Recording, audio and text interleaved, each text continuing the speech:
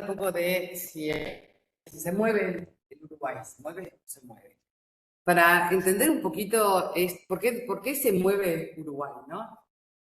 Cuando arrancamos con esto, igual voy a hacer referencia después al origen de la red más adelante, pero cuando arrancamos con esto no, y decíamos, en el Uruguay han habido terremotos, y seguramente hay, la respuesta generalizada de la población es, Felipa está de la testa, ¿no? Como corresponde. Que lo estoy, ¿no? Pero por otras cosas. Y hay que romper ¿no? Ese paradigma. En el Uruguay no hay terremotos, que lo veías en los programas de primaria, secundaria, ¿no? El Uruguay es un país, era el único país del mundo, ¿no? Que era estable, que estaba quietito y que esas cosas no pasaban. Entonces, era un desafío, no solo pensar en armar una red sismológica nacional, por varios factores, por la falta de equipamiento, por la falta de recursos, por la falta de formación. Yo soy geóloga, trabajé hasta, hoy sigo trabajando en temas del estudio del campo magnético terrestre, estudios del magnetismo fósil que se preserva en las rocas, en geología y tectónica, o sea que no tenía una formación en sismología, ¿no? No sabía, lo había estudiado en el marco de la carrera, algunas otras cosas más que había leído por interés, pero no teníamos un grupo atrás o mismo dentro de la carrera de geología, una materia que fuera sismología, ¿no? Además con lo importante que es, porque la estructura interna de la Tierra está definida en base a datos sismológicos, en base a el estudio de los terremotos. Y el Uruguay estaba en pañales. Una de las cosas que uno tiene que saber es a qué velocidad se propagan las ondas sísmicas debajo del territorio, ¿no? Atravesando las distintas capas de rocas. Entonces, bueno, igualmente, más allá que el desafío era gigantesco, lo llevamos adelante. ¿Cómo explicarle a la gente por qué en el Uruguay también hay terremotos? Entonces ahí vamos a hablar de lo que es el contexto geodinámico, ¿no? O sea, el contexto tectónico en el cual está el Uruguay metido. Entonces, no sé si pasó o no pasó. No pasó. No pasó. Ahora sí. Entonces, una de las cosas de las que vamos a hablar va a ser ese contexto geodinámico, lo que son las regiones intercontinentales. Perdón, Leda, por acá no pasó, te cuento. Ok. Está la primera. A ver si saco esto. Ahora sí, ahora sí. Bueno, tiene un pequeño delay. Me vas avisando así. Sí. ¿Qué son regiones intercontinentales, no? Bueno, vamos a hablar también un poco de cómo generamos la red sismológica uruguaya, los eventos sísmicos históricos, los instrumentales, y dentro de estos sismos instrumentales, los sismos naturales que hemos detectado y los sismos inducidos que hemos detectado. Dentro de los inducidos vamos a hablar los controlados y los no controlados. Vamos a hablar un poquito más adelante de eso. Entonces, bueno, lo primero es en qué contexto tectónico estamos, ¿no? Pues no estamos en un borde de placas. A ver si pasa. Esperamos. Chachán. Chachán. Hay un delay ahí. Sí, pero demasiado largo, ¿no? A ver si lo hago. Y si lo paso de acá. Ah, ahí pasó. Ahora ya no sé dónde está esto. Bueno, ¿en qué contexto geodinámico estamos, ¿no? Entonces, bueno, nosotros entendemos que estamos en una región continental, dentro de una placa tectónica, en un continente. En esta región de acá es una zona de subducción donde se dan la mayor cantidad de eventos sísmicos de mayores magnitudes y en volúmenes importantes. A esta región de acá, por ejemplo, en el margen chileno, la región de Santiago de Chile, la conoce como una región de intraplaca. Nosotros siempre hablamos de los terremotos de intraplaca, ¿no? Que decíamos que nuestros terremotos son de intraplaca porque están dentro de la tectónica. Pero en realidad la definición está hecha para zonas de convergencia de placas, entonces tenemos regiones de interplacas, donde hay interrelación entre las placas tectónicas. No te alejes tanto aquí de la compu para que te escuchen mejor. Entonces, y ahí tenés después los de interplacas, ¿no? Intraplacas, que serían estos que están acá. Suponiendo que esto sea, por ejemplo, el margen chileno, esta es la cordillera, la precordillera, y ya esta región, que es la región de antepaís, nuestra región platónica, yo considero que, como la definición fue hecha para áreas orogénicas, o sea, para áreas donde chocan las placas tectónicas, que estamos en una región intracontinental. Entonces, bueno, hay terremotos, ¿no? Y por un lado, ¿por qué? Porque tengo el empuje que viene de la convergencia de placas, y por el otro lado tengo la dorsal oceánica, la dorsal atlántica, que también empuja esta placa para acá, ¿no? Entonces, a su vez, las placas tienen un desplazamiento. Entonces, hay lugares donde se concentra la deformación, hay lugares donde hay reactivaciones de fallas antiguas, y bueno, que vamos a ver un poquito más adelante de dónde es que están nuestras grandes fallas. Entonces, hay sismicidad. No es claramente como en esta región, pero tenemos sismicidad. Ahora, a ver, vamos a esperar cambie un poco. Volviendo a, o sea, a estas imágenes, ¿no?, que estamos viendo acá, que todos ustedes todavía no las están viendo, pero ya las van a ver. Estamos viendo, ahí está lo que es el cinturón del fuego del Pacífico para la porción sudamericana, donde las placas, la placa oceánica se mete por debajo de la placa sudamericana. Ahí están marcadas las distintas velocidades de convergencia y los vectores de convergencia y de los vectores de desplazamiento de la placa. Ven que esto va acá, este viene para acá, esta porción tiene este vector. Entonces, bueno, si nosotros lo pensamos y cuando hacemos un análisis más detallado en el Uruguay, que gracias a la red geodésica activa que tiene el Instituto Geográfico Militar, podemos ver también que los vectores de desplazamiento de la placa, ¿no?, debajo de cada estación geodésica, de cada estación de GPS, no van todos para el mismo lugar.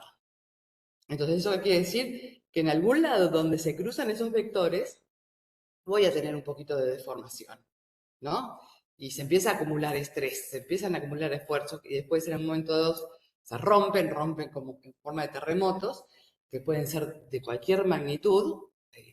En estas regiones, obviamente, en general los terremotos son de magnitudes bajas a moderadas, pero podemos llegar a tener de magnitudes un poco más grandes, que lo vamos a ver después cuando empecemos a hablar un poco de los sismos históricos. Entonces, bueno, todo esto hace que se generen acumulaciones de tensiones que cuando ya se llega un momento que rompe, y van a romper por estructuras existentes previas. O sea, no voy a formar una nueva falla, sino que van a romper por esas estructuras que se conocen como zonas de debilidad cortical, ¿no? Cuando nosotros miramos este mapa de acá, lo que vemos es, de nuevo, es un esquema, pero tiene un poquito más de detalles, la dorsal atlántica, donde se va generando nueva corteza oceánica, nuevo piso oceánico, y de este lado me voy comiendo el piso oceánico, ¿sí?, de la placa cadena. Entonces, este es el contexto geodinámico, y el Uruguay está acá, ¿sí? Entonces, bueno, no miento. Y vemos que tenemos distintos colorcitos. ¿Qué significan esos colores? Es que, bueno, tenemos distintas edades y generaciones de corteza a lo largo del tiempo que se amalgamaron, ¿no?, en una masa, y que hoy conforman la placa sudamericana. Entonces, ¿por qué decimos todo esto? Porque tenemos que entender por dónde viene. Una de las cosas que uno quiere atar es, si yo encuentro un terremoto, ¿cuál es la fuente que me generó ese terremoto? ¿Sí? ¿Cuál es la estructura geológica y de qué edad es esa estructura geológica que me generó un terremoto? ¿No? Entonces, bueno, eso es importante, primero, porque el Uruguay, hasta hace muy poquito, estaba libre de terremotos, ¿no? Yo siempre hago el mismo cuento, ¿no? No me acuerdo en qué año fue, si 2013, 14, por ahí, o 15, hubo una reunión en Viena por el tema creo que fue una reunión del tema del CTBTO, del Tratado de No Proliferación de Armas Nucleares. Entonces, y bueno, estaban con el tema de poder poner en algún lugar plantas atómicas, ¿no?, para generación de energía eléctrica. Entonces, había ido una comitiva de 17 ineptos, y dijeron, sí, en el Uruguay, porque en el Uruguay no hay terremoto. Y se levantaron y le dijeron, no hay porque no los miden, ¿no? Y faltaron ahí a la yugular. Entonces, cuando volvieron, se comunicaron con el decano de la Facultad de Ciencias, y bueno, me preguntaron a mí si podía explicarles si habían terremotos o no, ¿no? Y yo ya hacía tiempo que ya venía, ¿no?, machaca y machaca de que, bueno, que acá hay, que han habido y que van a haber terremotos. Eso obviamente no fue que nos apoyaran porque había ocurrido ese hecho, ¿no? De que les dijeran no hay porque sí hay, ¿no? Hay, pero no los miden. Y efectivamente, o sea, en el año 2013 pusimos la primera estación sismológica, un préstamo de la Universidad de San Pablo, que empezamos, con eso empezamos más que nada a aprender a reconocer eventos sísmicos. Porque como vamos a ver más adelante, hay una diversidad de cosas que podemos ver en los sismogramas. Entonces, ¿por qué es importante esto? Porque si hay un terremoto que pueda afectar, por ejemplo, si un terremoto con un epicentro, por ejemplo, en Montevideo, no importa en qué parte de Montevideo, como fue el de Las Piedras o como fue el de Atlántida, el riesgo que tenemos a que se genere un desastre es alto. ¿Por qué? Porque, o sea, el riesgo de que ocurra un terremoto importante es bajo. O sea, la probabilidad de que ocurra un evento importante es bajo comparado con otras regiones, ¿no? Pero si ocurre, no tenemos preparación alguna, ¿no? Una de las cosas, los terremotos no te matan las infraestructuras que construye el hombre. Y nuestras infraestructuras cada vez se vienen construyendo de la peor manera, ¿no? O sea, bajamos el tamaño de las columnas, de las vigas, la calidad de los materiales ha decrecido a través del tiempo. Cuando uno mira un edificio de la década del 50 y lo compara con un edificio actual, uno es macizo y el otro es de cartón, ¿no? Entonces se caen balcones sin terremotos, se caen paredes de edificios sin terremotos o revestimientos sin terremotos, pues quizás la propia vibración del tránsito vehicular hace que eso se fatigue y se caigan en edificios nuevos. O sea, hay un montón de problemas que hay asociados y que hace que tengamos que estar alertas, que no es nuestra función, porque obviamente como no tenemos una estructura sólida, armada, tenés que toquetear un montón de temas, ¿no? El tema del riesgo sísmico, que en general eso lo trabaja otro tipo de gente, ¿no? Uno le da la información de los eventos sísmicos y ellos procesan, pero bueno, nosotros acá tenemos que hacer todo, barrer, limpiar, todo, construir, todo, hacemos todo.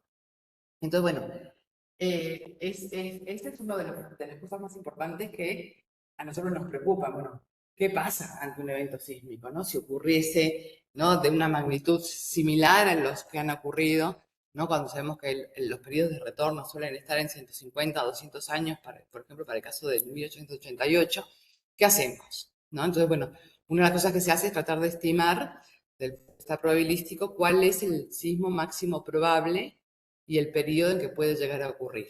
Entonces, eso también empezamos a hacerlo con los datos que teníamos en 2022, que fue que publicamos el trabajo y bueno, decir, bueno, ¿qué puede ocurrir? Lo que puede ocurrir es que lo que nosotros mostramos, ¿no? O sea, las fotos de estructuras que ya están fatigadas, que ya tienen fisuras que son típicas de movimientos horizontales o del movimiento del piso, y bueno, y tratar de que los tomadores de decisión, los gobiernos, nos den un poco de bola. Somos unos ilusos, obviamente. Bueno, sigamos. Cuando nosotros volvemos al tema de la sismicidad en esta región, habíamos mencionado que tenemos un conjunto de bloques que fueron amalgamados, ¿no? Y tratamos de ver, cuando analizamos la sismicidad, dónde están, dónde caen y cuáles son las áreas más propensas. Como vemos acá, Brasil, ¿no? Tiene un registro de un catálogo sísmico, llega hasta el 2019, donde vemos la densidad de puntos, que son los epicentros de los terremotos. El tamaño va a implicar a mayor diámetro del círculo, mayor la magnitud, como podemos ver acá, 6, Y así 5, podés 4. señalar con el puntero de la computadora. Tengo que sacar los lentes. Acá tenemos el tamaño de los circulitos que nos indican el tamaño de la magnitud y vemos, ¿no? Que para esta región ya de Uruguay tenemos muy pocos circulitos, digamos, porque ellos, igual Brasil armó su catálogo con los eventos, que abarca también parte del Uruguay, pues, este pedacito de acá, ¿no? Acá estaría Bella Unión, pero en Uruguay no teníamos datos, ¿no? O sea, sí tenemos un catálogo sísmico. Entonces, una de las cosas que hicimos al principio de todo fue revisar, y seguimos haciéndolo, ¿no? Revisar los documentos históricos, los diarios de la época, y ver si hay registros, y ahí hemos encontrado un montón de cosas interesantes. Eso lleva un montón de tiempo. Hay que ir a la Biblioteca Nacional, pedir los diarios de la época, empezar a revisar, ¿no? Diario por diario, y a ver qué información se encuentra. El primer trabajo lo hizo el que fue mi profesor de geofísica, Alberto Benavides, y bueno, nosotros a partir de eso revisamos, arrancamos con lo que él había revisado y un poco antes hasta la fecha, ¿no? De las cosas que habían ocurrido. Entonces, bueno, lo que estamos viendo acá es que sismicidad en esta región, que es similar a la nuestra, ¿no? Porque, digamos, todo esto, esta porción de acá, compartimos la geología con el sur de Brasil. Entonces, bueno, si hay ahí, ¿no? Usábamos estos mapas como argumento para decir, bueno, si acá hay, acá también hay, ¿no? Y que no te digan, no, loca, cállate, ¿no? Porque me pasó también. Un expresidente nuestro me mandó callar y dijo que se calle esa loca. Así, y ya está.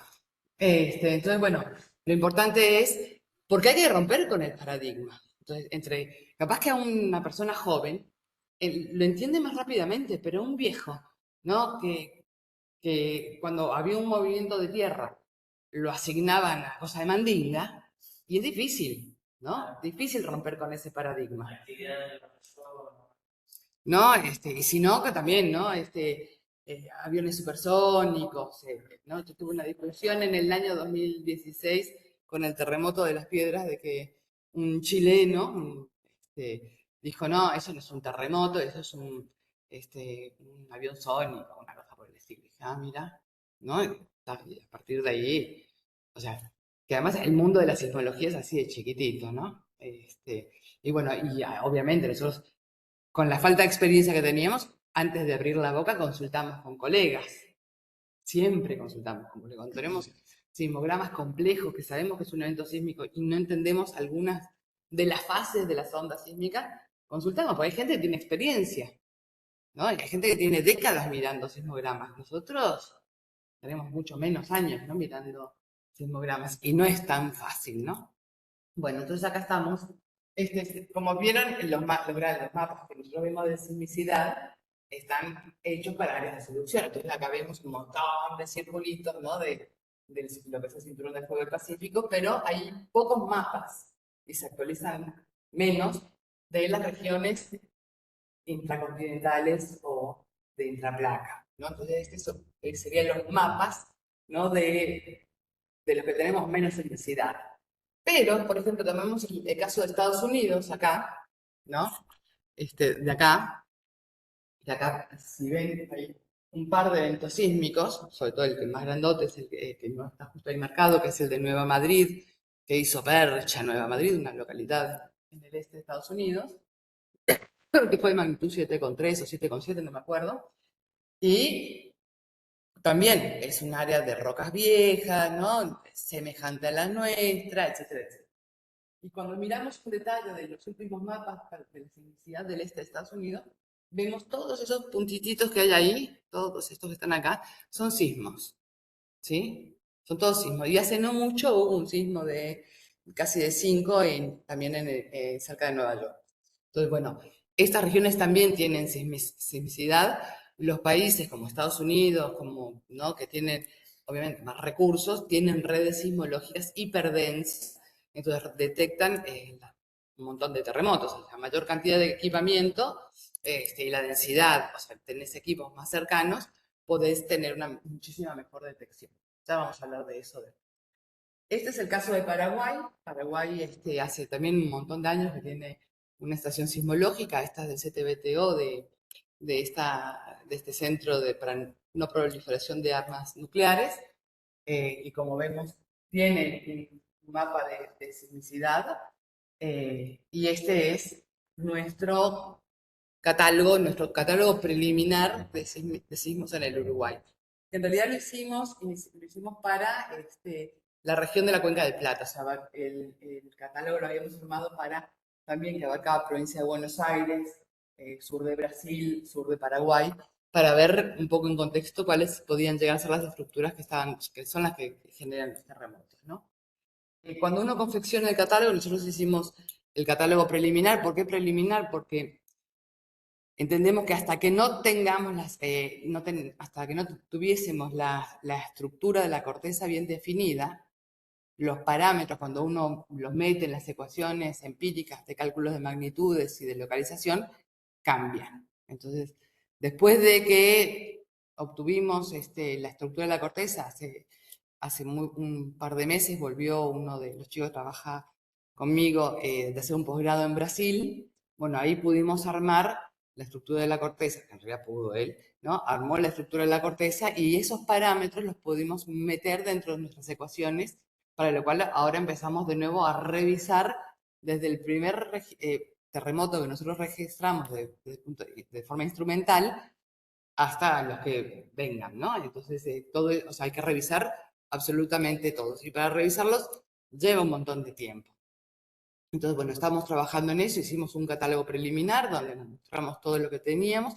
Y además, a medida que pasa el tiempo, uno va aprendiendo y hay cosas que también compartiendo con colegas que nos pasan, que a ellos ya también les pasó, ¿no? Y que también cuando vos les mostrás, decime esto, es un terremoto o es una voladura de cantera, por ejemplo, ¿no? Que las voladuras son bastante diferentes, pero hay algunas que son muy peculiares.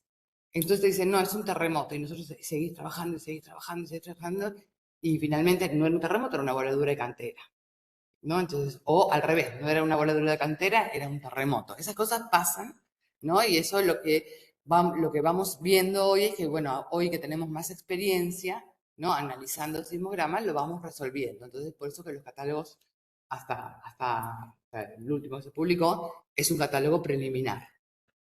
Siguiente. Bueno, como ven acá, tenemos, esta es una estructura geológica importante, que lo vamos a ver en otro dibujito más adelante. Esta se conoce como zona de cizallamiento del Sarandí de G. Esta es la zona de cizalla de Sierra Ballena, ¿sí? Que es la más conspicua porque tiene una morfología muy particular, o sea, se reconoce, ¿no? A lo largo de toda su traza. Y después tenemos un montón de, bueno, esas estructuras viejas, ¿no? Antiguas.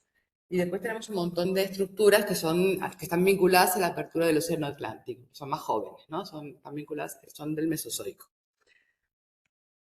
Entonces, ahora... Ay, mira, pasó rápido. Y la zona de cizalla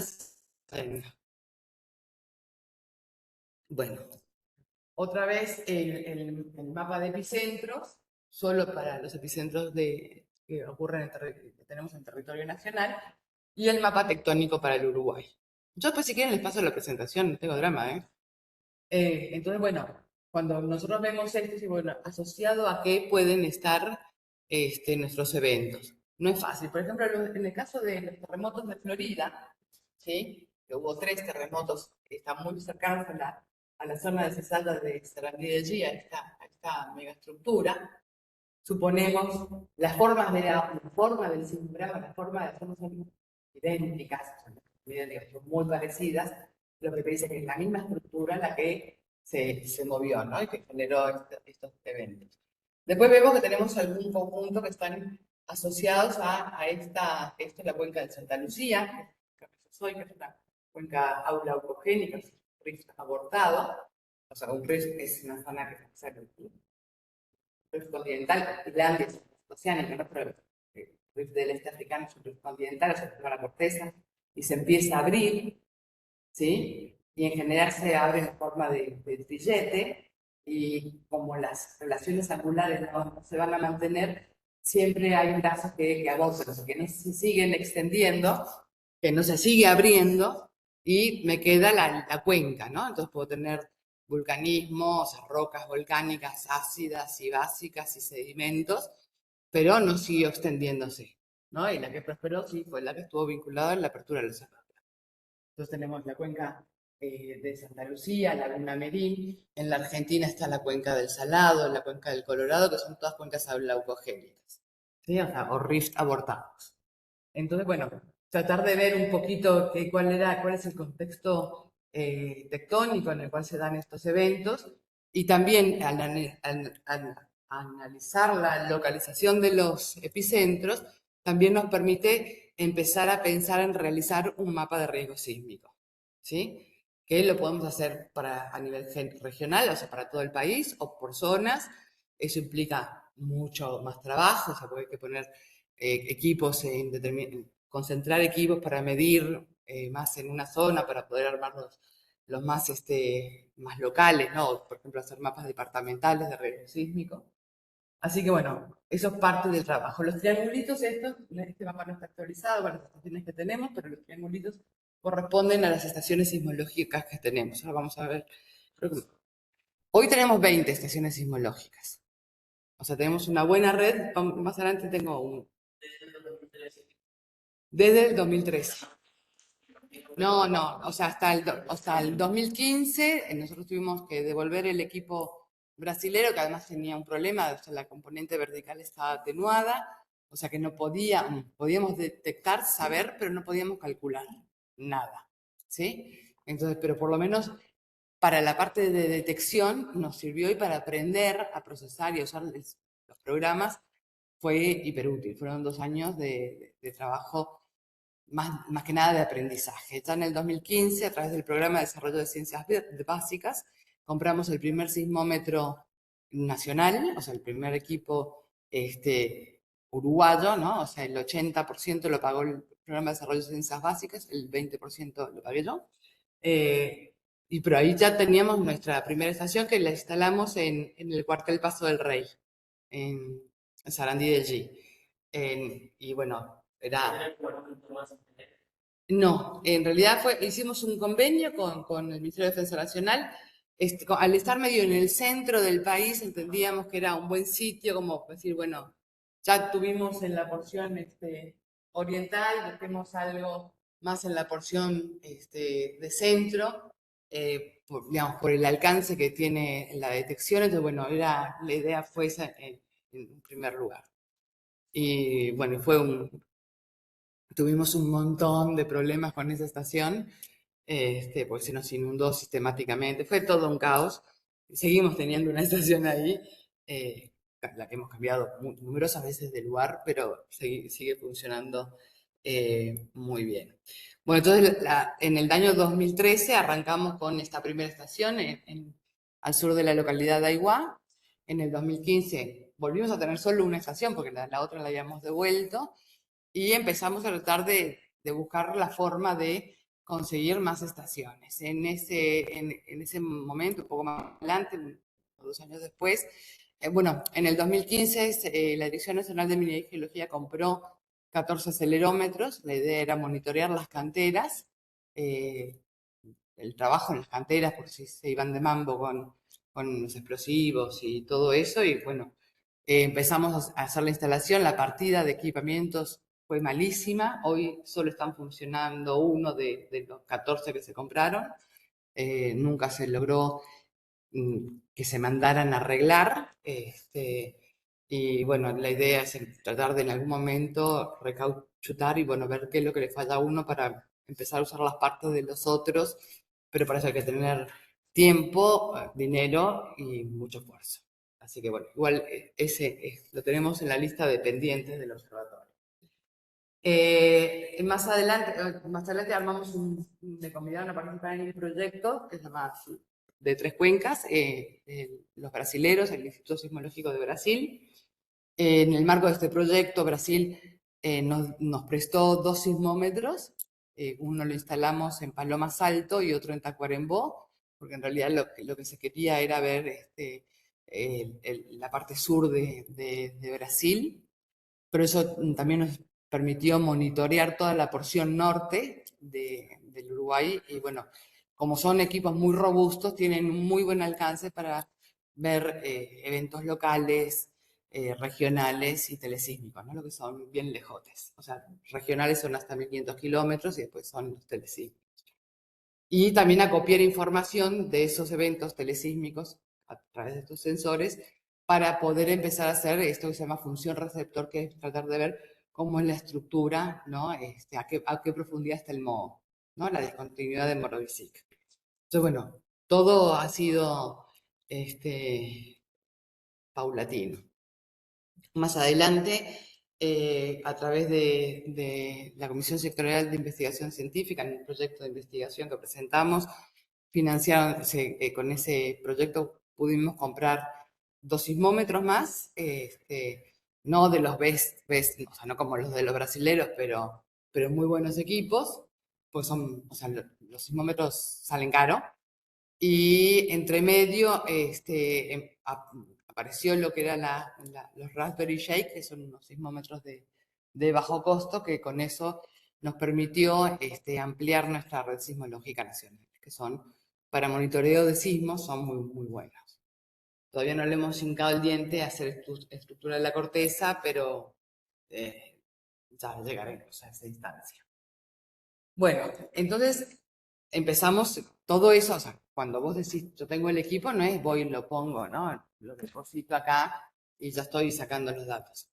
En marzo del 2016 apareció el primer evento sísmico, que lo registramos de forma instrumental, en marzo del 2016, que bueno, a partir de ahí nuestra situación a nivel de red cambió un poco porque en realidad cambió en noviembre, porque en el 2016 ya hubo más gente, o sea, hubo un montón de gente que sintió el sismo, más allá de que se lo trataron de asignar también a cosa de mandinga, y en el 2016, en noviembre del 2016, ahí hubo uno más grande, tampoco fue tan grande de magnitud, ¿no? O sea, magnitud 3, pero fue sentido en el departamento de Canelones y en Montevideo. ¿Y por qué? ¿Por qué se sienten, no?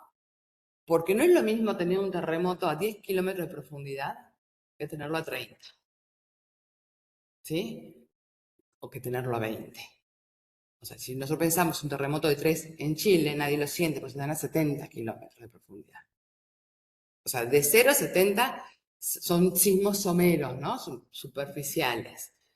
Para nosotros 70 kilómetros de profundidad no existe, ¿no? O sea, obviamente no lo vas a sentir.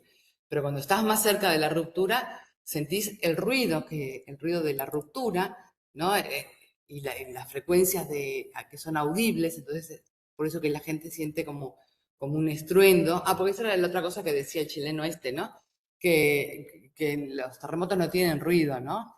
Y yo decía, este tipo, o sea, si trabaja en esto es una bestia, ¿no? Porque o sea, hay papers sobre el ruido asociado a los terremotos, hay grabaciones de terremotos, del ruido, ¿no? Entonces, que la gente puede ir a ver si efectivamente lo que escuchó se parece a algo de terremotos en otros lados, terremotos también chicos, ¿no? Que también tienen, se dan en una frecuencia que es en el audible, humano, ¿no?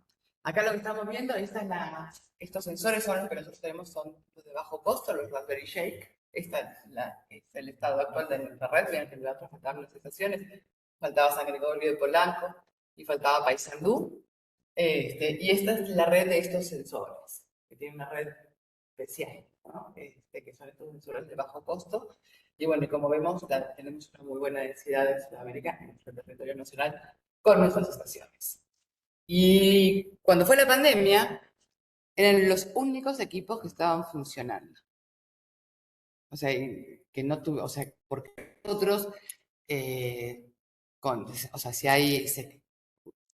funcionan con una batería, y la batería no podías irla a cambiar porque no podía salir porque estábamos en pandemia, entonces dejan de funcionar, dejan de grabar y perdemos datos, pero bueno, los Raspberry Shake funcionaron. Es más, hace poco esta estación que está acá en Cerro Largo, en Paso Mazangano, se nos inundó con esto de agua, el equipito estaba acá abajo, lo sacamos, no sé qué, lo trajimos a Montevideo, esperamos que se secara un par de días, sigue funcionando lo más bien.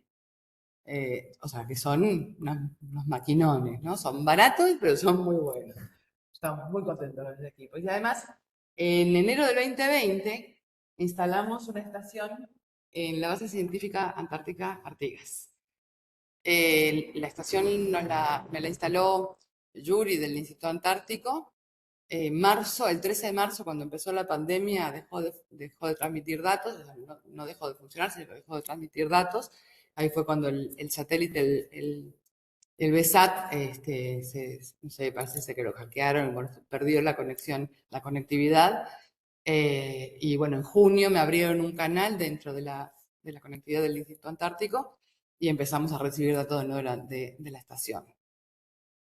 En agosto empezó un enjambre sísmico con más de entre 300 y 500 terremotos por día, que lo estuvimos analizando, que también nos permitió aprender un montón de lo que es el procesamiento de datos sísmicos, enjambre, y esto, vamos a entendernos, puede hace no mucho, ¿no?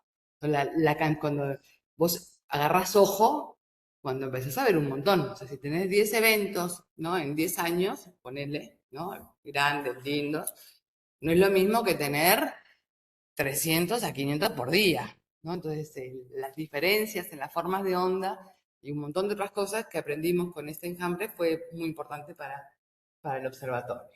Entonces, bueno, acá es como está nuestra red hoy. Está bueno, en Artigas, en Palomas Alto, en Sandú, Sánchez Grande, en Río Negro, en Parque Anchorena, en el Comando de Infantería de Marina de la Armada, en La Montañesa, en mi casa, en Aiguá, en Villa Sara, en 33, Sarandí de allí. Los que no tienen cartelitos que tienen otro tipo de sensor. En Río Branco, Tacuarembó, San Gregorio de Polanco, Paso de los Toros. O sea que tenemos bueno, Sarandí de allí, Polanco de allí y Trinidad Flores. O sea, tenemos una muy buena distribución. Hay zonas que todavía tienen huecos, por ejemplo, esta porción de acá, esta porción de acá, esta porción de acá, que es donde deberíamos hacer algún tipo de instalación en algún momento cuando tengamos plata y comprar equipos, porque además los equipos se rompen porque las cosas son así en esta vida, ¿no? Te cae un rayo, hay una inducción eléctrica que te hizo percha el equipo, hay un montón de cosas que a mí me han dicho, poné un pararrayo, o sea, me sale más caro el pararrayo que el Raspberry Shake. O sea, no, el pararrayo, uno más o menos bueno, que tampoco te sirve porque o sea, tiene que estar lejos del equipo, ponerle una antena, el cono te cubra, no sé qué, te sale $10.000. Y estos equipos te salen 2.000. Entonces me parece que no, o sea, medimos otros parámetros. ¿Qué instrucciones hay para calificación? ¿Qué? O sea, ¿qué tener en cuenta? No sé, yo creo que si vivís en un apartamento, no se te puede cargar, es lo mismo colocarlo en el apartamento que... No es lo mismo, no es lo mismo. O sea, lo primero que es, bueno, tratar de o sea, hacer la instalación sobre roca.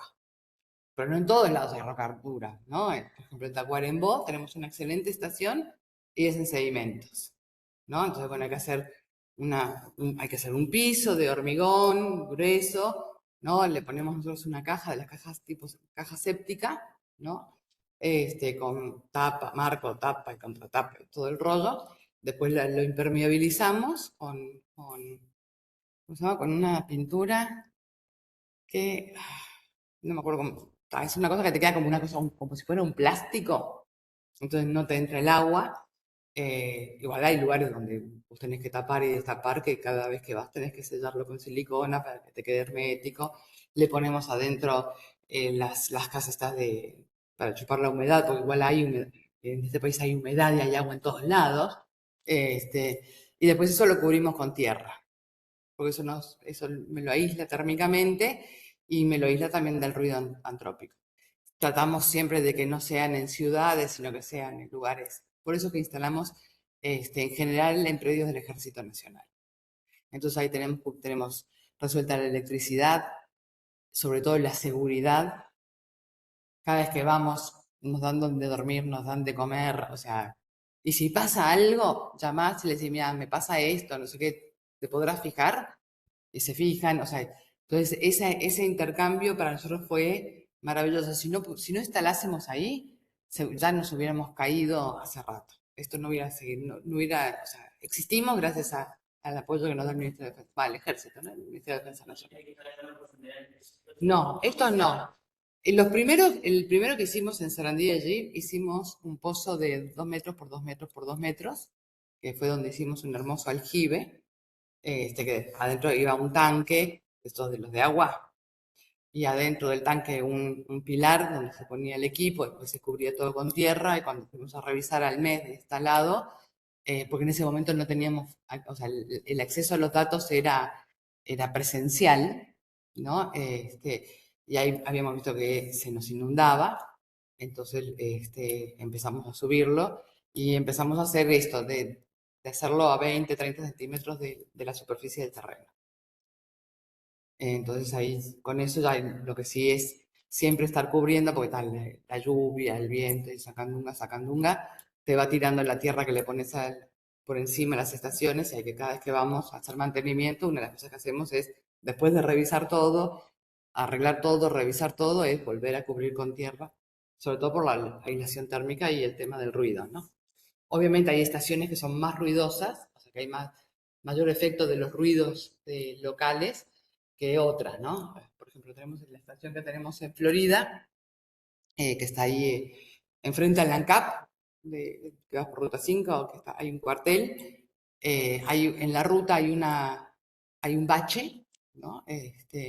Entonces, en los registros siempre, o sea, que podés filtrar y limpiar esos ruidos, ¿no? Pero siempre tenés ¿no? ¿Sabes cuando pasa un auto o cuando pasa un camión, ¿no? Porque el efecto que ves en el sismograma, entonces, con esas cosas uno también las va aprendiendo. En otros cuarteles, por ejemplo, hay de caballería y caballos. Entonces también cuando los bichos andan medio cerca, también te genera ruido. Nos pasó en Aiguá, que en Aiguá no hay nada a la redonda, pero habían ovejas. Y las ovejas les encantaba irse a rascar al lugar donde estaba el nicho Entonces yo decía, ¿qué mierda pasa acá, no? Entonces pusimos una cámara apuntando a la caseta y lo que veía, el ruido eran las ovejas. Claro, veía chaca, chaca, chaca, era cuando estaban las ovejas rascándose. Pero bueno, son esas cosas que uno va, bien, el Uruguay es muy chiquito, está bastante despoblado, no tenés grandes infraestructuras, ¿no? Grandes fábricas o centros que generen mucho ruido, entonces, digamos, no está mal, ¿no? Hay algunas estaciones que son más ruidosas y otras menos ruidosas, pero en general podemos decir que están bien las estaciones que tienen una buena relación de señal-ruido. Vamos a entrar un poco con los eventos sísmicos históricos en Uruguay. No sé si hay alguno de los que está conectado, si quiere hacer alguna pregunta, yo acá puedo contestar. Cualquier cosa que la escriban en el chat y vos está, listo. Bueno, vamos a arrancar con los primeros sismos que fueron registrados. Así de casualidad, ¿no? Un día revisando en la Facultad de Ciencias de la Comunicación, la FIC, han digitalizado una torta de cosas y no sé, unas vacaciones, no fueron vacaciones, una de las cosas dije, bueno, te voy a aprovechar ahora que estoy de vacaciones para buscar a ver si hay algún dato histórico. No sé cómo, porque hoy no me acuerdo cómo fue que llegué a ese documento, pero llegué, y un documento de Álvar Cabeza de Vaca, donde describe que venían del segundo intento de hacer un sitio en Buenos Aires, en 1542, y que cuando llegaron a las costas, en la desembocadura del río San Juan, hay que buscar mapas, no había, nunca encontré de 1542, seguramente en algún otro lado del mundo hay, pero lo que encontré en la web es uno de 1600, que ya figuraba el río San Juan, porque aparte los chabones iban para Paraguay, entonces hay que armar eso para ver si efectivamente ese evento fue acá o fue en otra parte, ¿no? Entonces, bueno, buscando y leyendo y releyendo, llegamos a la conclusión de que fue ahí en la desembocadura del río San Juan. Entonces, el tipo describen que se habían ahí atado sus barcazas o barcos, barquitos o barcotes, no sé qué eran, y de repente vieron que la tierra se ondeaba, ¿no? Que los barcos se les dieron vueltas, o sea, que tuvo que haber habido un seiche, ¿no? De esos, como si fuera un tsunami, pero en lugares cerrados, con paredes, ¿no? Así como el movimiento del agua en una piscina o algo parecido, como fue el de 1888. Describe eso, murieron de la gente que iba, que no dice cuánta era la población que estaba metida en los barcos, murieron 14 personas, entre ellos una mujer. Digo, bueno, para que vos veas que la Tierra ¿no? se mueva de esa manera, que veas una onda, ¿no? Que te está deformando los sedimentos que están ahí, aparte del lado uruguayo hay barrancas, del lado argentino no hay barrancas, tuvo que haber sido de una magnitud superior a 6. ¿Sí? Obviamente, desde que encontramos ese dato estamos diciendo, hay que ir a ver si encontramos alguna cicatriz, algo, porque cicatrices de terremotos hemos encontrado, ¿no? De cosas más viejas, no sé, de secuencias que están, por ejemplo, en el Azatí, Quillú, por ahí hay estructuras, hay fallas que vos ves que hubo desplazamiento de bloques. Pero bueno, habría que ir a ese lugar y ver si encontramos algo en las secuencias que están ahí aflorando. Así que este es nuestro primer registro, el más viejo, y como ven acá en este mapa de 1616, aparece el río San Juan. Hay uno anterior, pero no tiene buena resolución, entonces no se ven las letritas, o sea, no se puede leer. Pero acá está el río San Juan, acá están los charrúaes, ¿no? Y bueno, el río de la Plata, y sabemos que de este lado tenemos barrancas y del otro lado no tenemos barrancas, ¿no? Entonces, bueno, y a partir de la descripción que el tipo da en el texto, llegamos a la conclusión de que por acá estuvo el epicentro de ese evento. No sabemos si fue tierra adentro, si fue afuera, suponemos que fue como el de 1888, ahí, ¿no? Entre Colonia y Buenos Aires, digamos, en lo que es el Río de la Plata, por el tema del Seiche, ¿no? Ese movimiento tiene que haber generado un efecto pivote para que se me generen esas olas, ¿no? que avanzan y tienen vuelta a los barcos estos. En esta tabla de acá, lo que estamos viendo, bueno, es la lista de los eventos históricos, que tenemos 1542, 1848, 1888. Seguramente entre medio pudo haber habido otro, ¿no? Hay uno que, no sé si está acá, que también lo encontré a partir de leyendo un documento de Eduardo Acevedo, no sé si no fue 1800, el de 1851. Eduardo Acevedo describe que no pone la fecha y dice, bueno, en estos días, no me acuerdo cómo era el texto que decía, hubo un evento similar al de 1848, en fuerza también, ¿no? Entonces, bueno, ese también es el de 1851, que le damos también un 5,5. Una de las cosas que hicimos con el catálogo sísmico fue al leer toda la documentación que sacamos de los diarios, fue también relocalizar algunos eventos. Porque en algunos casos, si vos analizas lo que decía la gente en función del sitio, de dónde sentía que venía y de dónde sentía, ¿no? el movimiento, cómo se describía el movimiento, pudimos mejorar la localización de los epicentros de esos eventos, ¿no? Que es una localización a partir de información que sacaba de datos, o sea, no es que había equipos midiendo, ¿no? Después hay otro conjunto de eventos, en la porción argentina, que no están marcados acá, pero también hubo un montón de eventos sísmicos.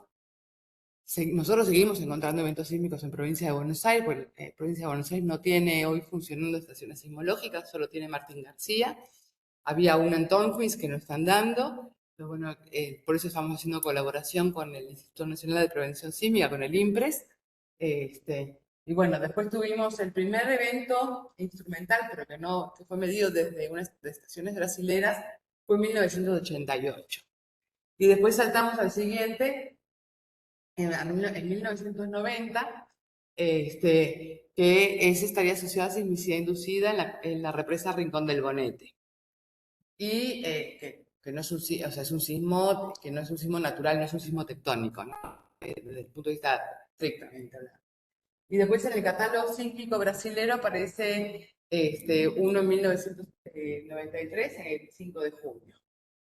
Entonces, bueno, así vamos confeccionando lo que es el catálogo histórico y después vamos acá tenemos los recortes de la prensa de la época. Este es el mapa completo que yo les mencionaba hace un rato de la sismicidad en la cuenca del Plata. Bueno, y acá, en este trabajo que hicimos con Peter Baxter, que es un neozelandés, entendemos que los datos probabilísticos lo que nos sugieren es que dentro de 25 o 50 años puede ocurrir un evento sísmico de magnitud igual o superior a 6,3. Entonces, bueno, si eso ocurre, o sea, 25 años para mí, capaz que ya estoy en la tumba, pero para la gente joven, no. Entonces, bueno, aunque dicen, ¿no?, que hierba mala nunca muere, eso no está muy claro. Entonces, bueno, esto es lo que vamos armando. Y en ese pedacito de acá anotamos el detalle de esta región. ¿Qué pasa también? El Uruguay está despoblado. Entonces, ¿dónde históricamente hay población viviendo? ¿No? En la región costera, en el litoral, ¿no?, en toda la costa atlántica, ¿no? O sea, en esta porción de acá. Entonces, claro, cuando nosotros empezamos a ver, dijimos, claro, acá, en esta región de acá es donde hay que meter más equipamiento, ¿no? O sea, en Montevideo habría que poner más equipamiento porque es es la ciudad más grande, ¿no? Pero no era por la cantidad de epicentros, porque ahí tenemos un sesgo. ¿Por qué? Porque o sea, donde tenés mayor cantidad de población, la gente va ¿no? Eso se va a difundir y va a llegar a los diarios de la época. Pero capaz que hubo un montón de otros eventos dentro del territorio que no te enterás porque en el Uruguay no hay gente. No hay gente, en el interior no hay gente. Entonces, eso también es un problema cuando queremos hacer la reconstrucción de los datos históricos de la sismicidad en territorio nacional. Pero bueno, por algún lado había que empezar. Esto es un gran avance, si lo entendemos nosotros, de poder tener un mapa de epicentros, ¿no?, que nos permita tratar de interpretar, ¿no?, qué es lo que ocurre. Por ejemplo, hace poquito ¿se acuerdan que les dije? Estamos reprocesando los datos. Estamos con el evento de Carmelo de septiembre de 2017, que en la primera localización, porque teníamos una sola estación que lo registró ahí, después conseguimos más datos de Brasil y se logra ver el evento. En realidad no nos cae lo habíamos puesto al noreste de la ciudad de Carmelo, el epicentro, y en realidad cae en la costa, como el de 1888.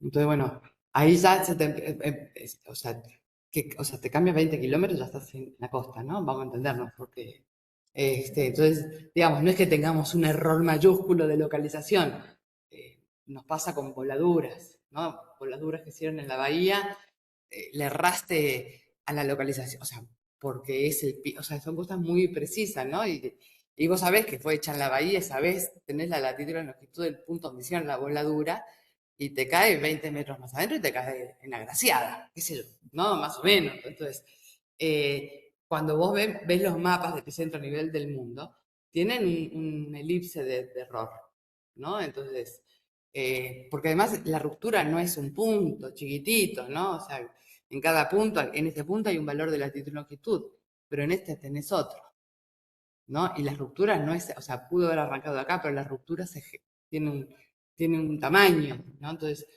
a mí me gusta más hablarlo de región epicentral, ¿no? O sea, algo un poco más, a una escala más geológica, ¿no? Del tamaño de la Tierra, que a esta escala tan precisa, pero sí, ¿no? Te pasa eso, cuando vos sabes que la voladura fue acá y tuviste un error de más o menos 50 metros, te cae en cualquier otro lado, ¿no? Bueno, también afinar esos detalles lleva su tiempo. Siguiente. Ahí cambia, muy bien, está más rápida, ¿eh? Sí, sí, seguí Bueno. calentando motores. Bueno, los datos sísmicos instrumentales, una de las cosas que nos dan, ¿no? Son datos que son precisos. Cuando vamos a ver un poquito más adelante el tema de las magnitudes, ¿no? O sea, hay trillones de ecuaciones empíricas para cálculo de magnitud. Cada servicio sismológico, cada agencia de sismología da un valor que puede diferir para el mismo evento, puede diferir con la otra. ¿Por qué? Porque depende de un montón de parámetros. Entonces hay rangos de, digamos, de variación que son, o sea, que son aceptables, ¿no? O sea, ya cambia, o sea, que a mí me dé 4 y al otro le dé 5, hay algún problema en la metida de los datos, ¿no? Sobre todo porque también, que pueden haber, que puede existir, porque depende si el que hizo el cálculo lo hizo de forma local, o sea, con las estaciones locales, regionales, o que te lo calculen desde otra parte no sé, a 10.000 kilómetros, ¿no? Entonces, que ahí usas otro tipo de ecuaciones más generales para estos cálculos. Entonces, siempre hay diferencias, ¿no? Y bueno, y hay trabajos y trabajos de por qué una magnitud es diferente a la otra y la otra, ¿no? Y bueno, eso es normal, o sea, no es, ¿no? Y aparte uno cuando, por ejemplo, hay un evento sísmico, calculás con una estación la magnitud, pero vos tenés que calcular el evento sísmico, la magnitud en cada una de las estaciones, ¿sí? Y después haces un promedio de la magnitud. Y en general, si yo tengo una estación y la otra, que me da, no sé, 4, y en esta que está a 180 kilómetros me está dando 6, hay algún problema. O sea, pues te puede dar diferente, pero no tanto, ¿no? Entonces, porque pueden haber problemas de sitio, de cómo llega la onda a esta estación, de bueno, eso hay que revisarlo 1, 2, 3, hasta que encontrás, ¿no? ¿Cuál es la ecuación que se me ajusta a mejorar eso?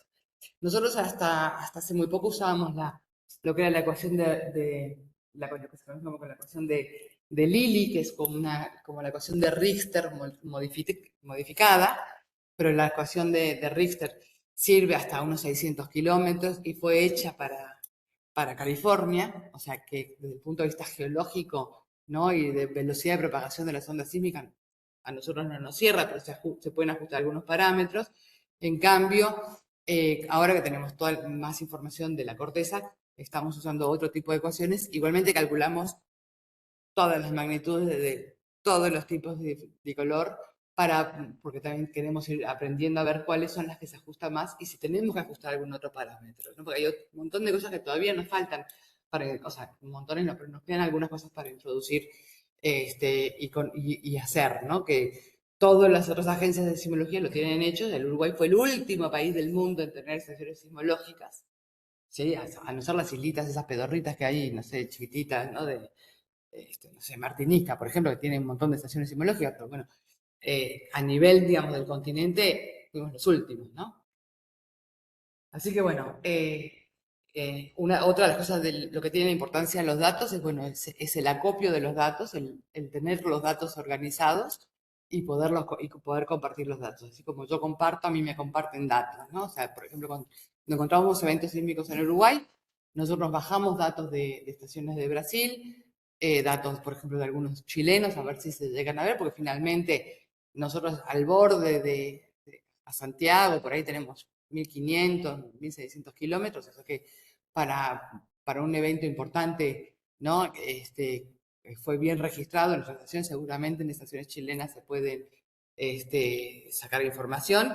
Entonces en general todas las agencias comparten, no todas las estaciones, pero comparten gran parte de las estaciones. Nuestras estaciones Raspberry Jake son todas libres, nosotros las tenemos todas abiertas, que después vamos a ver las direcciones de la página para que puedan después chusmetear. Bueno, acá estamos viendo,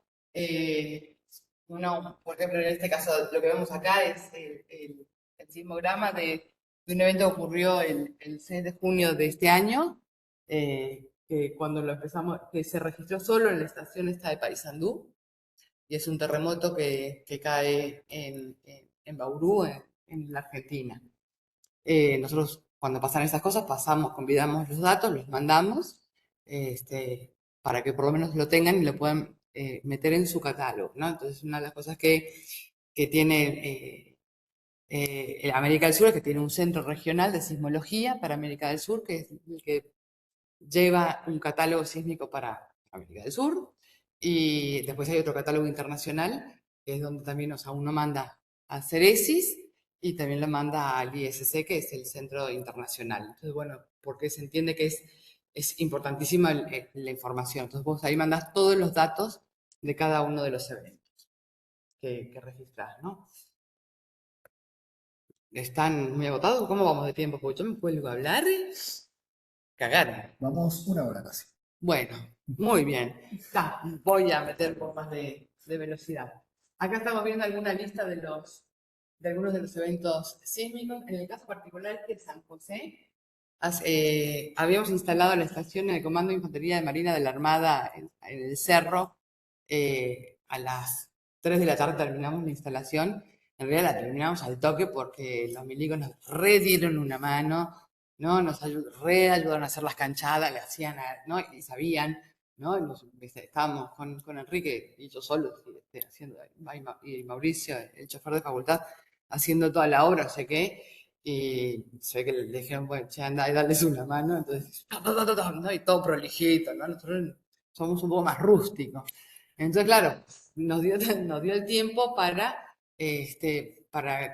poner el equipo a funcionar ese día. Y bueno, cuando uno pone a funcionar el equipo, controlás que siga, que funcione bien durante las primeras 6, 7 horas, ¿no? Entonces, bueno, está cheque, mirando, y a las 4 horas de estar funcionando, detectó su primer terremoto, que lo localizamos en San José. Bueno, pues fue registrado en otras estaciones, ¿no? Pero estrenó la estación con terremoto incluido. Bueno, estas son formas de onda. Este es el terremoto de Carmelo, la forma de onda de Carmelo. Hay variaciones entre las distintas formas de onda, el de Carmelo con el de las piedras. Ven que en este caso tiene como una P más impulsiva, ¿no? En este caso, los eventos son más emergentes, o sea que no tengo una onda P. La primera onda que llega, ¿no? La más rápida es la P. Y después viene la S, que viaja un poco más lento. Entonces, que suelen ser las que tienen las mayores amplitudes. Pero bueno, con la diferencia de tiempos, o sea, que ahora llegó esta, yo voy a tener un tiempo que lo multiplico por un coeficiente que se llama coeficiente de Omori, que me va a dar la distancia. ¿Sí? El coeficiente de Omori depende de la estructura de la corteza. Entonces, el coeficiente de Omori para el monitoreo general, ¿no? Usan, por ejemplo, 8. Nuestro coeficiente de Omori por la estructura de la corteza, en la parte sur es de 9, en otros lugares es de 8,7. Entonces, todas esas cuentitas hay que irlas haciendo por cada una de las estaciones. O sea, es re manual. ¿Sí? Entonces, bueno, acá estamos viendo cómo fue el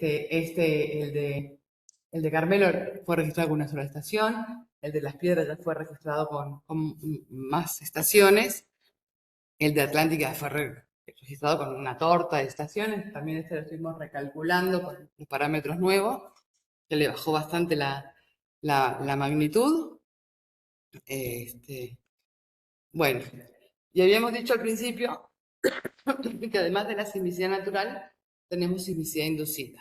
Mencionamos hace un ratito que en 1990 hubo un evento sísmico asociado a la represa de Rincón del Bonete, a sismicidad inducida. O sea, las represas suelen generar sismicidad inducida cuando o sea, yo es un lugar donde no tenía nada y le empiezo a meter una carga. Por ejemplo, yo a esto lo empiezo a cargar con peso y se me va a quebrar de mármol, lo que sea.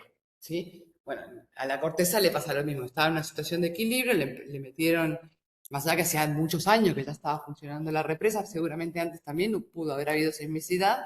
Supongo eso porque en el 2021, 2022 vimos sismicidad de nuevo asociada a la represa Rincón del Bonete. Entonces, bueno, esos son un tipo de sismicidad que ocurre que está asociada a las represas. Después tenemos esa es no controlada. Bueno, esta voladura de cantera fue no controlada también, pero debería estar entrando dentro de la categoría de las controladas, pues yo sé cuánto carga pongo, se supone que está estudiado cuánto voy a poner, cuántos retardadores y una serie de cosas más. Pero bueno, son cosas que generan perturbaciones en el medio, que le generan descontento a la población, porque se le pueden rajar los vidrios, romper vidrios. En este caso, la onda sonora que generó esa voladura se sintió como hasta 70 kilómetros. Y cuando nosotros nos llamaron, nos fuimos hasta Guichón, ahí estamos llegando y me mandaron el videito de la voladura, no tenían retardadores, tiraron así, ¿no? El bombazo este, y claro, entonces bueno, igual dejamos un equipo funcionando como para que la gente de la cantera supiera que estábamos monitoreando la zona, de ahí nos fuimos a Tambores, que también era una cantera del Peludo Álvarez, uno que tiene cantera de obra pública, que también había hecho una voladura en la cantera, que no estaba, todavía no era ilegal esa voladura, obviamente como corresponde en ese país no pasa nada, pero fue una voladura ilegal, también pusimos un sensor en Tambores, o sea, una estación temporal para monitorear a ver qué es lo que hacía esta cantera. Esto es, por ejemplo, cantera en Montevideo, ¿no? Cantera de Montevideo está acá en Paso Carrasco. ¿Cuántas quejas tenés de la cantera de Montevideo? Ninguna. Porque cuando vos haces bien las voladuras, ¿no? No pasa nada. O sea, hay un ruido, hay el polvo molesto ¿no? Pero bueno, esta cantera es de la década del 40, hace unos, no sé cuánto, 20 años hicieron un barrio privado, el barrio San Nicolás, que o sea, no vieron que había una cantera, entonces se quejaban de la voladura. Entonces, ¿por qué? Pues se les rajaba la casa.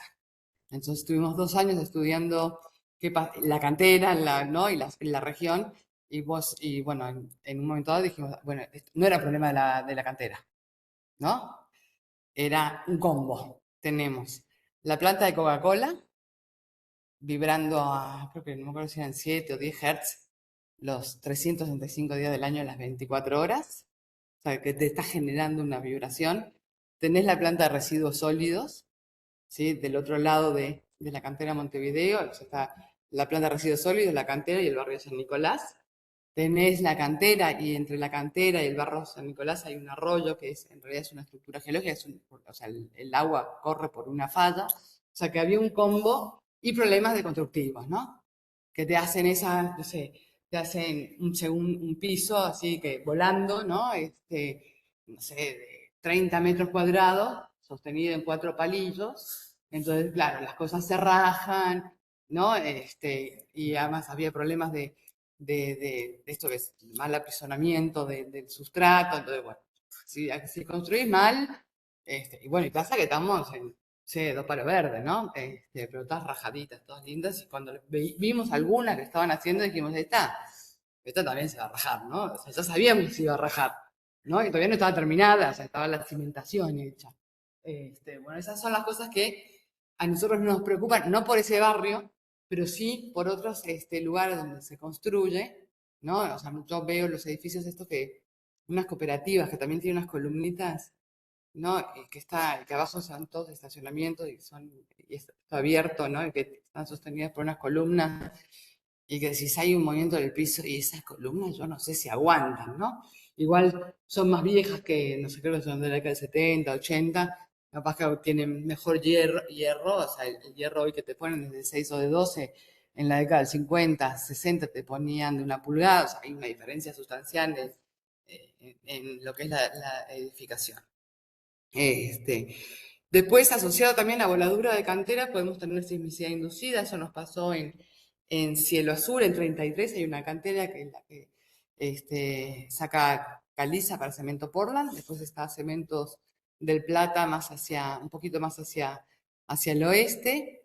En general suelen mandarme los días y las horas o el rango de hora en la cual hacen voladuras.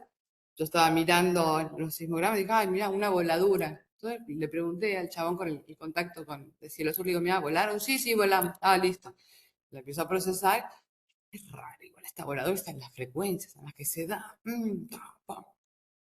Y seguí 2 meses con eso. Hasta que un día le pregunté, decime, ¿a qué horas volaron? Acotame el rango. ¿No? O sea, el encargado, el barrenista, no sé, los que están ahí, tienen que tener una idea a qué horas volaron. Entonces me dijeron, sí, fue a, no sé, no recuerdo la hora, pero fue a las 4. Bueno, esto era a las 5, ¿no? 5 menos cuarto.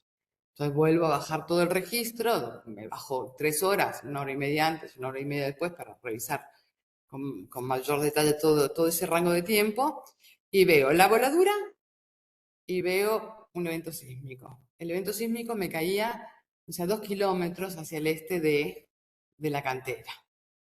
Y eso, después hablando con colegas, revisando, y bueno, aparte se vio en un montón de otras estaciones. Yo, en realidad, cuando veo una voladura cercana a la cantera, bajo la estación más cercana, no bajo el resto, porque ya sé que es una voladura, no, bajé todas las estaciones, y el evento sísmico se veía en todas las estaciones que estaban a la redonda funcionando.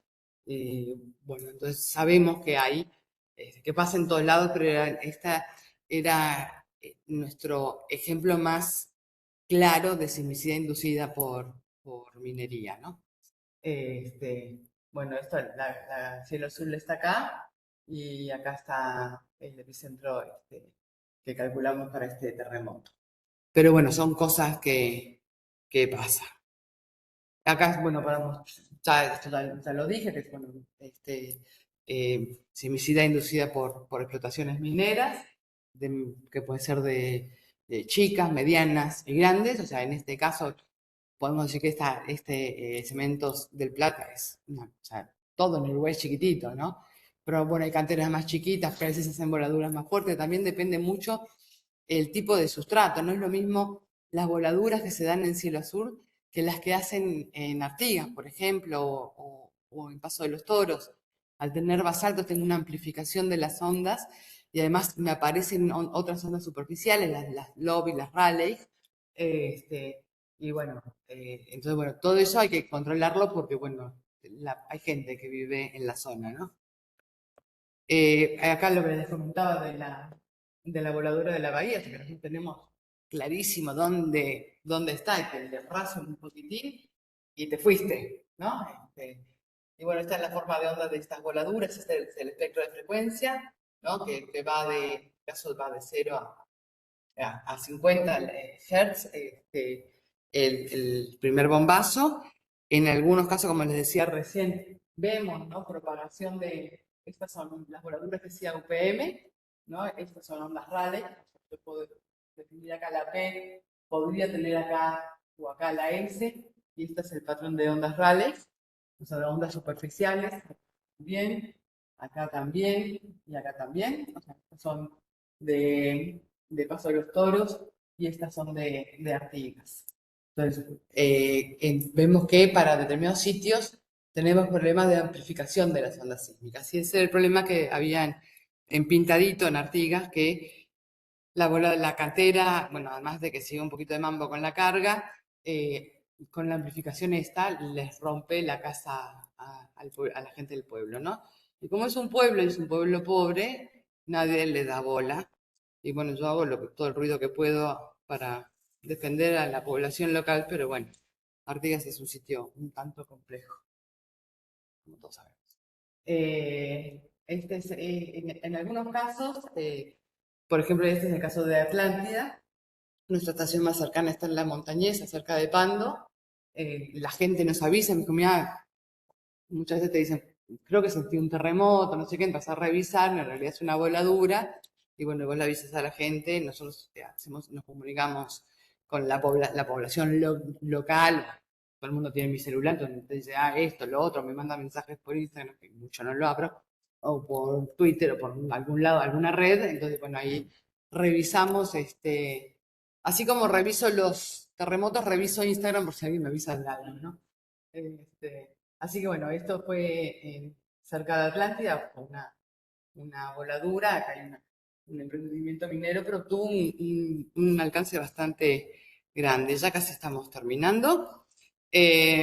Bueno, acá este es un terremoto que hubo hoy, acá para ver cómo varían las frecuencias. Ven que las voladuras tenían todo este rango, los terremotos están como entre 10 y 20, 25 de frecuencias, en cambio los telesismos tienen rangos de frecuencias mucho más bajas.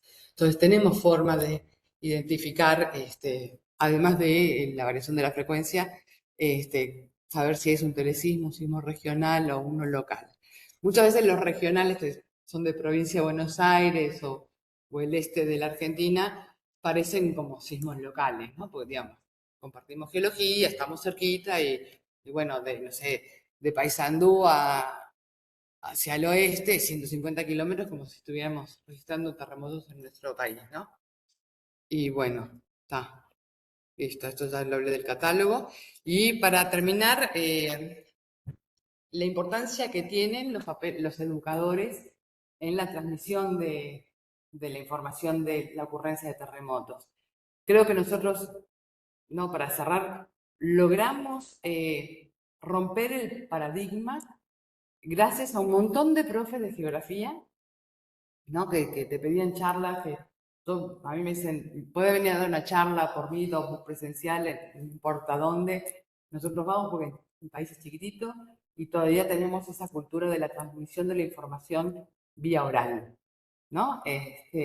Y cuando la gente te ve y te escucha, lo entiende mejor, lo asimila más, después lo comparte, mira, ¿sabes qué? Estuve comiendo mira, escuché esto, mira, y vi esto y vi lo otro, y creo que gracias a toda esa movida de maestras, de profesores, de ir a dar charlas en todos lados, nos ayudó a romper el paradigma de que en el Uruguay no pasa nada.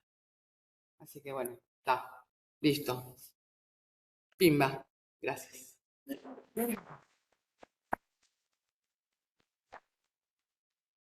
¿Preguntas?